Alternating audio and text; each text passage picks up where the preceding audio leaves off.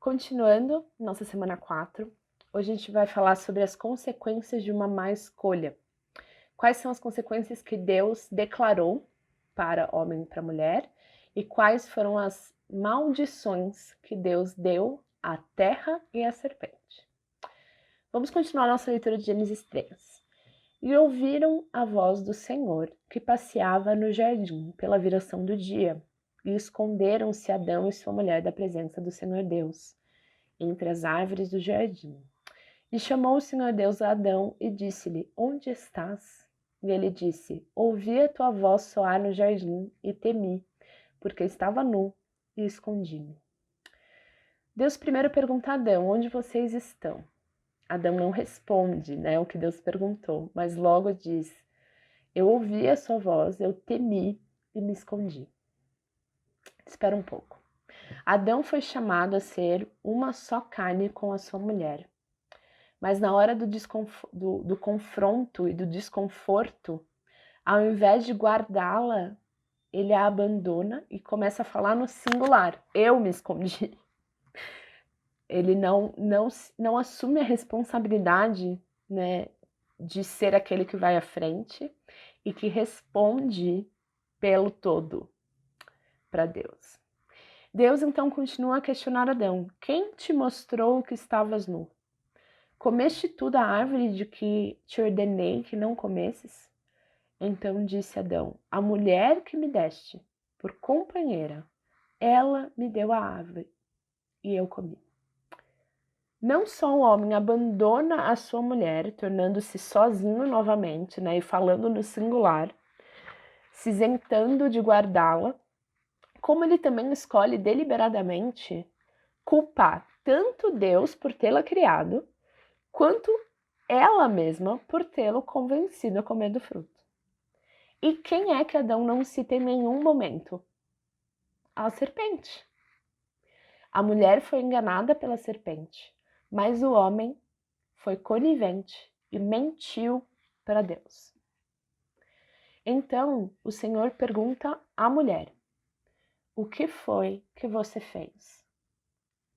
A serpente me enganou, respondeu a mulher. Foi por isso que eu comi do fruto.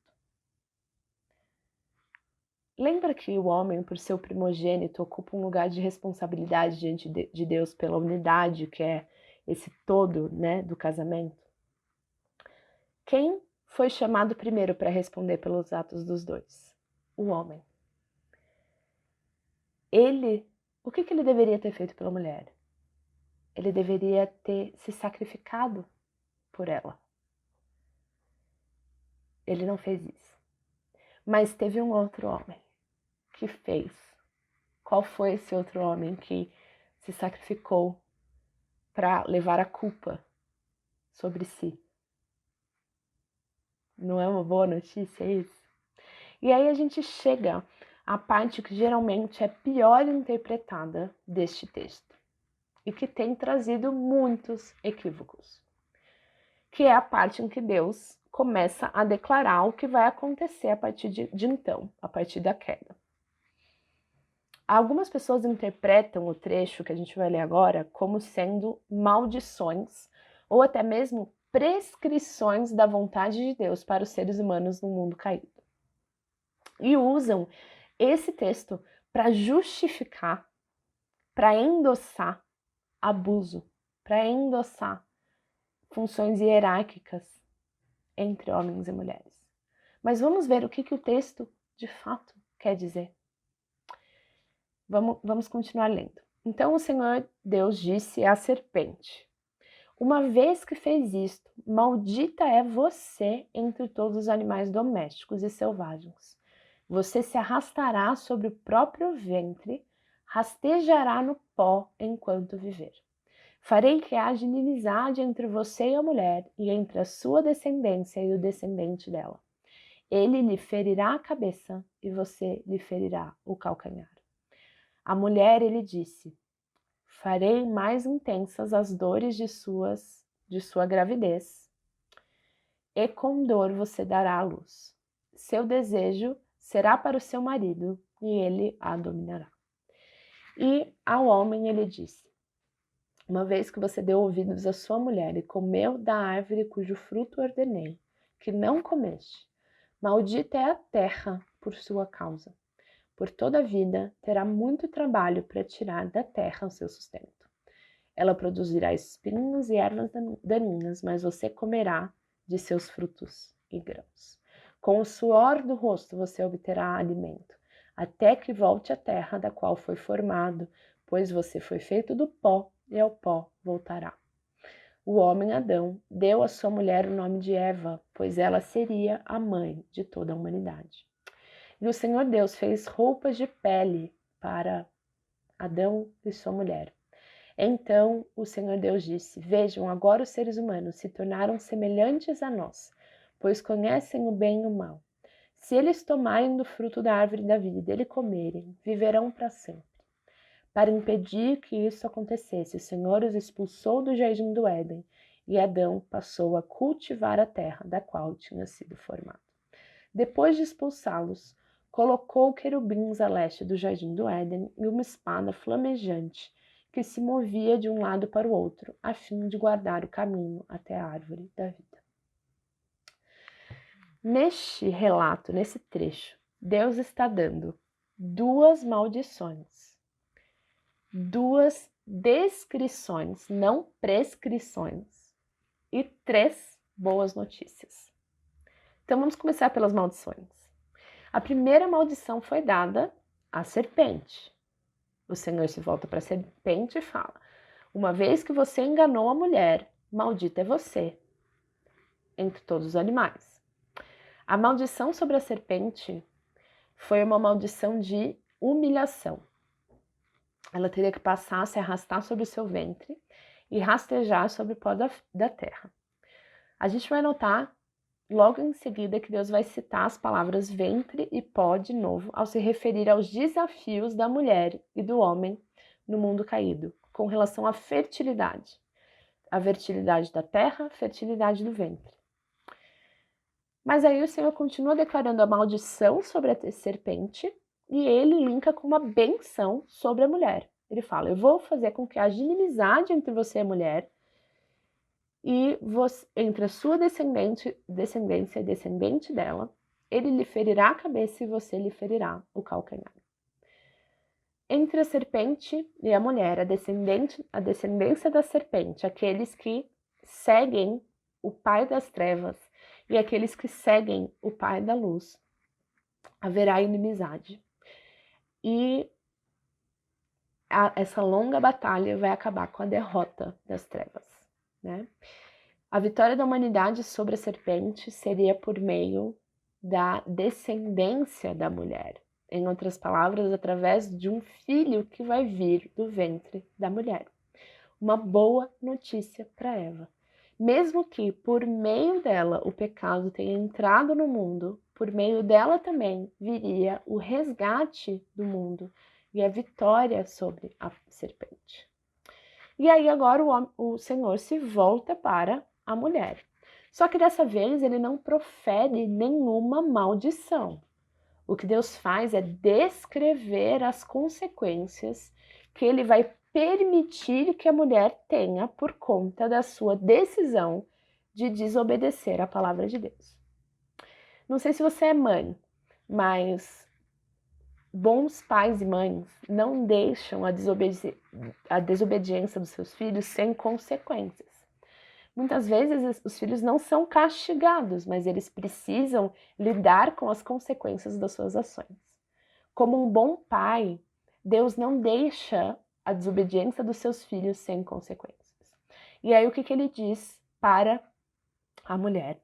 E agora eu vou ler na versão Almeida, Corrigida e Fiel, porque é muito importante que a gente leia este versículo nesta versão, que é a versão mais fiel ao original. Diz assim: multiplicarei grandemente a tua dor, vírgula, e a tua concepção, ponto e vírgula. Com dor darás à luz filhos. A gente precisa ler com calma este verso, pois pode ser que você já tenha lido ele erroneamente, porque de fato existem algumas traduções que falam esse verso de uma maneira diferente.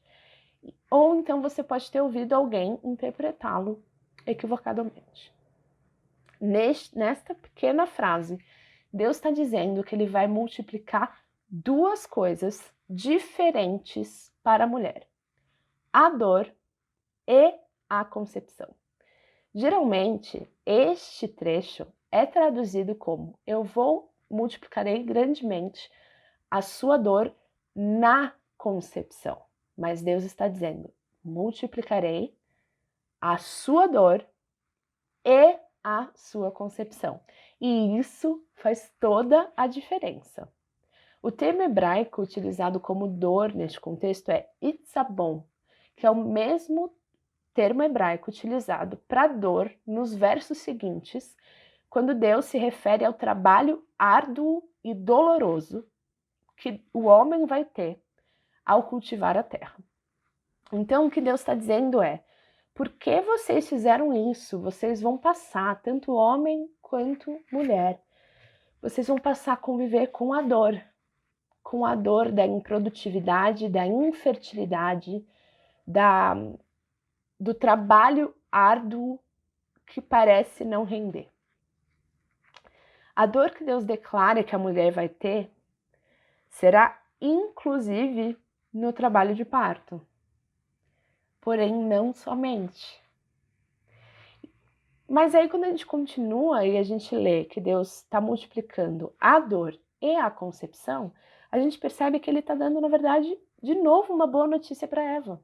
Ele está dizendo: Eva, a vida vai ser improdutiva, vai ter dor, vai ter sofrimento, mas você vai continuar tendo a bênção da fertilidade. Mesmo em meio à improdutividade e trabalho árduo, ela continuará dando luz. Ela vai continuar tendo filhos. Afinal de contas, é através da semente da mulher que virá a vitória sobre a serpente. E o fato de Deus permanecer com a bênção da fertilidade, mesmo depois da queda, é graça já. É Deus demonstrando graça. E aí a gente chega na descrição do que o pecado vai fazer com o relacionamento entre homem e mulher. E Deus está declarando para a mulher: mulher, agora o teu desejo será para o teu marido e ele te dominará. Se antes a mulher era parceira do homem, agora ele vai ver a mulher como a sua inferior e vai dominar a mulher. Essa não era a vontade de Deus. Esta é uma consequência da queda. Não é Deus prescrevendo que seja assim. Deus está declarando como consequência do que vocês fizeram. A vida do lado de fora do jardim vai ser assim. Vocês não vão conseguir mais trabalhar juntos da mesma maneira. Por sua vez, a mulher vai passar a olhar para o homem como o seu salvador, ao invés de buscar o Senhor, que é o nosso verdadeiro salvador. O termo hebraico utilizado nessa frase para dominar não é o mesmo termo hebraico usado em Gênesis 1, quando Deus fala para a humanidade dominar os animais e a terra. O termo hebraico usado neste contexto em que Deus está descrevendo que o homem vai passar a dominar sobre a mulher é o mesmo termo utilizado ao longo da Bíblia para descrever o tratamento dos filisteus, dos egípcios e dos babilônios sobre o povo de Israel, ou seja, um domínio abusivo e opressor de homens sobre mulheres, que não é intenção original de Deus, mas é consequência do pecado. E o pior de tudo é que o desejo dela será para o teu marido e ele te dominará. Essa palavra desejo, ela pode significar duas coisas no hebraico. Pode significar tanto que ela vai buscar o seu marido, que ela vai querer o seu marido, desejar o seu marido, quanto ela querer usurpar o domínio. Ela vai querer usurpar o domínio do marido, mas ele vai ganhar a luta. Independente de qual for o caminho que a gente siga para chegar, à conclusão do que significa esse desejo, a gente vê que mulheres e homens vivem em guerra. E essa relação que era marcada pela unidade, pela harmonia, pela colaboração, passou a ser marcada pela luta pelo poder. Ao invés de serem aliados, homens e mulheres se tornaram adversários.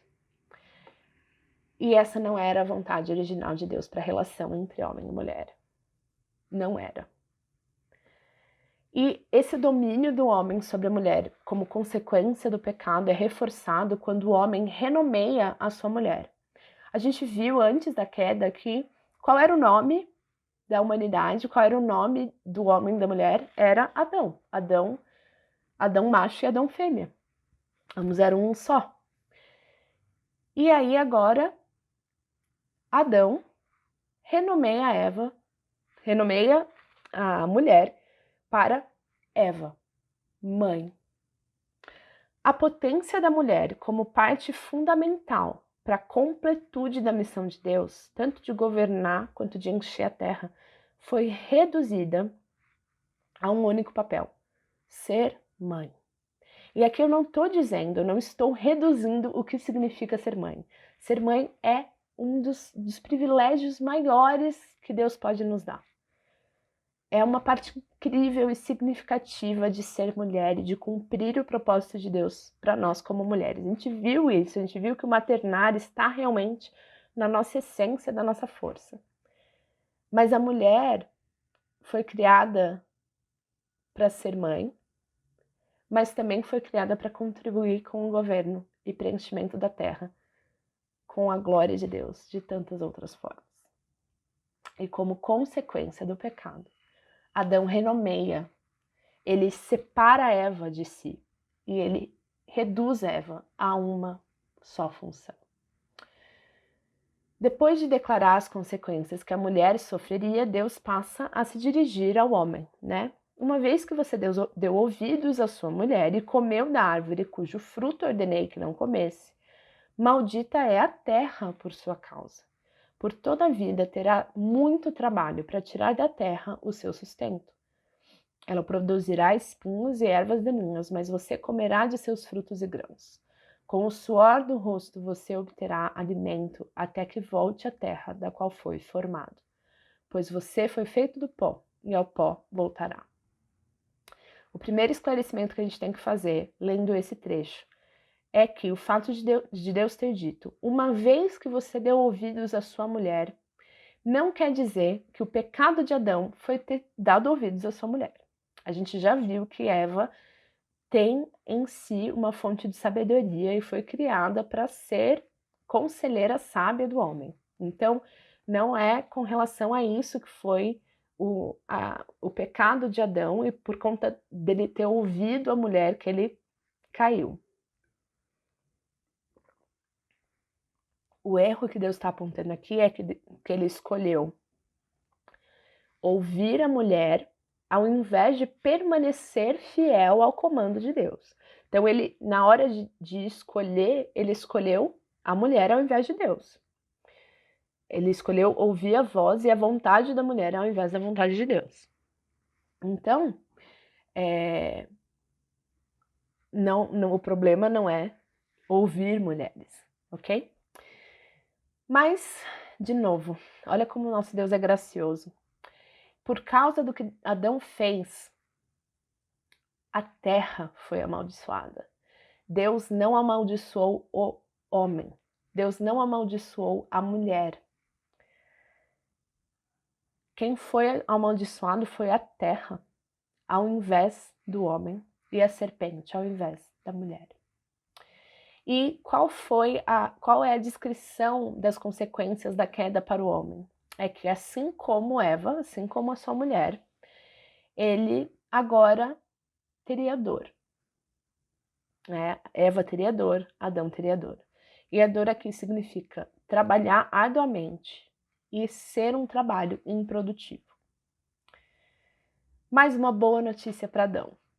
Com muito esforço, com muito trabalho, ele vai continuar conseguindo que a terra desse fruto.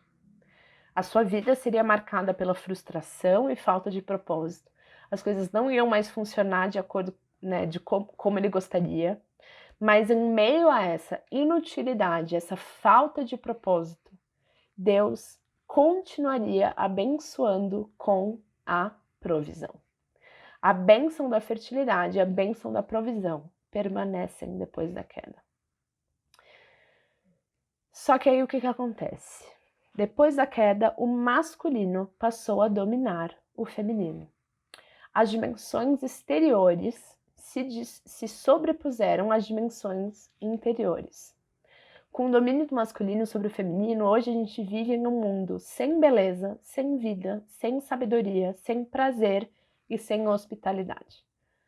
O princípio feminino, que é a força feminina, que é tão evidente nas mulheres, mas também foi criada para estar presente nos homens, agora está em falta, está desnutrido.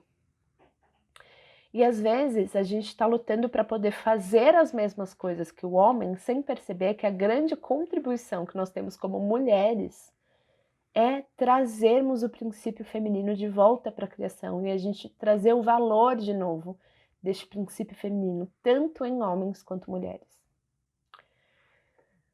Essas forças masculinas e femininas que também foram corrompidas pelo pecado, agora estão desbalanceadas. Nós, mulheres, estamos com as nossas forças femininas feridas e os homens estão com as suas forças masculinas feridas. E com o feminino ferido dentro de si também, né?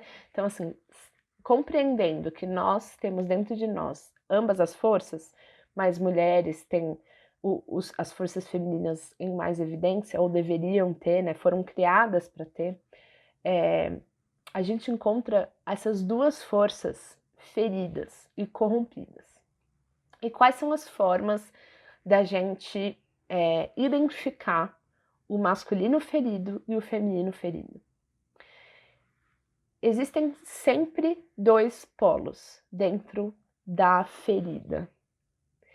Tem o polo do anabolizado, né, da força anabolizada, e da força desnutrida.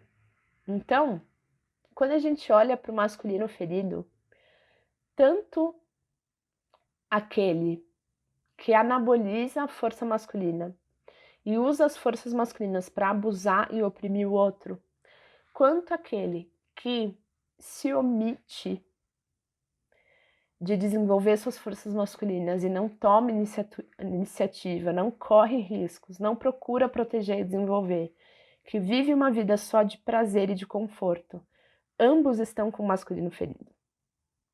Tanto a masculinidade tóxica quanto a masculinidade fraca são masculinos feridos. E assim como o feminino também tem dois polos. O feminino ferido se apresenta tanto na mulher que passa a controlar tudo e todos, que se torna dominadora, que se mostra muito como forte sempre, como sempre corajosa, quanto no outro polo, a donzela indefesa que se vitimiza e que fica esperando ser salva. Esses dois polos são femininos feridos. Nós não fomos criados para estar em nenhum desses dois polos. E os homens não foram criados para estar em nenhum dos dois polos.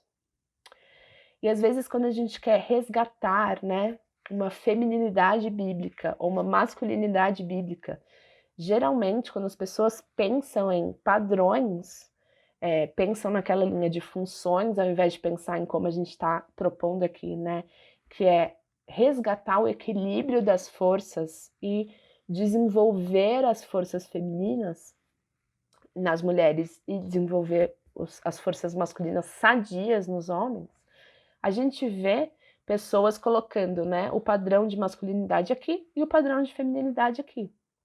Então, o padrão da mulher é a donzela indefesa e o padrão do homem é o fortão salvador da pátria. Quando nenhum desses dois é o feminino e o masculino sadio. O feminino e o masculino sadio estão aqui no meio. É o homem que tem em si as forças masculinas desenvolvidas, mas não é subnutrido em suas forças femininas. É um homem que toma iniciativa, mas toma iniciativa com compaixão. Toma iniciativa sendo hospitaleiro. E o feminino sadio é a mulher que desenvolve as suas forças femininas, mas integra em si também as forças masculinas. Então é a mulher que é hospitaleira, que que busca a beleza, busca o prazer, busca a sabedoria, mas também toma iniciativa, também protege. Então, o caminho da saúde está na integração. E, sabendo dessa integração, na priorização da sua parte, né? Então, sendo mulher, entender, Deus me chama a desenvolver mais este lado. Mas isso não significa que eu vou renegar o outro lado. Eu vou integrar este outro lado, eu vou ter essas forças dentro de mim, mas eu vou focar o meu esforço, o meu desenvolvimento no lado que compõe as forças do meu gênero. E aí, na relação entre esse masculino ferido e esse feminino ferido, o homem passa a objetificar a mulher, porque a relação do homem com o mundo é muito baseada em coisas, né, na praticidade das coisas, e a mulher passa a endeusar o homem como seu salvador, ou a desprezar o homem como um ser que não presta. O que também são duas abordagens completamente não bíblicas e não aquilo que o Senhor criou a gente para ser como homens e mulheres, né? Como consequência do pecado, a gente vive em um universo que valoriza o masculino e diminui o feminino. As forças femininas da sensibilidade, da beleza, do prazer, da hospitalidade, do acolhimento, da gestação têm sido renegadas a uma segunda categoria com menor importância do que as forças da iniciativa, da produtividade, do progresso, da praticidade, da linearidade. E, novamente, isto não tem nada a ver com o Deus da Bíblia. Deus não é machista, Deus não é patriarcal. Ele não criou um ser mais importante que o outro, ele não criou um ser para dominar o outro. Ele não instituiu uma relação de hierarquia e poder entre homens e mulheres. Aonde está o problema, então? Aonde nasceu o patriarcado? No pecado. E por que a gente vê na Bíblia tanto maltrato e tanta injustiça contra mulheres? O que Deus está fazendo com relação a eles? No próximo vídeo a gente vai conversar sobre como Deus não está fazendo vista grossa à injustiça e como ele tem um olhar especial para com a mulher, especialmente em situações de vulnerabilidade. E como em Jesus, no reino do Filho amado, Deus está chamando homens e mulheres à reconciliação e restauração da unidade para a qual Deus nos chamou. Lembrando que unidade é diferente de uniformidade. É uma unidade que celebra as diferenças e que inclui as diferenças, e onde as diferenças potencializam o todo. Até o próximo vídeo.